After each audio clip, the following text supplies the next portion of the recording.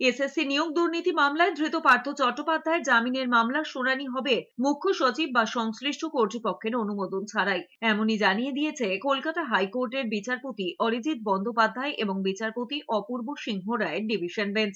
একই সঙ্গে পার্থদের জামিন নিয়ে কোথায় আপত্তি রয়েছে তাও কেন্দ্রীয় তদন্তকারী সংস্থা সিবিআই এর কাছে জানতে চেয়েছে আদালত। এসএসসি নিয়োগ দুর্নীতি মামলায় রাজ্যের প্রাক্তন মন্ত্রী পার্থ, এসএসসির প্রাক্তন চেয়ারম্যান সুবীরেশ ভট্টাচার্য, মধ্যশিক্ষা পর্ষদের প্রাক্তন সভাপতি কল্যাণময় গঙ্গোপাধ্যায়, এসএসসির উপদেষ্টা কমিটির প্রাক্তন প্রধান শান্তিপ্রসাদ সিনহা, এসএসসির প্রাক্তন সচিব অশোক কুমার সাহা সহ শিক্ষা দপ্তরের 11 জন আধিকারিককে গ্রেপ্তার করেছিল সিবিআই। সম্প্রতি তারা কলকাতা হাইকোর্টে জামিনের আবেদন করেন। সেই মামলার শুনানিতে সিবিআই জানায়, কোন সরকারি আধিকারিকের বিরুদ্ধে বিচার প্রক্রিয়া শুরু করতে রাজ্যের মুখ্য সচিবের অনুমোদনের প্রয়োজন, আর বিধায়ক বা মন্ত্রীর ক্ষেত্রে রাজ্যপাল বা বিধানসভার স্পিকারের অনুমোদন লাগে।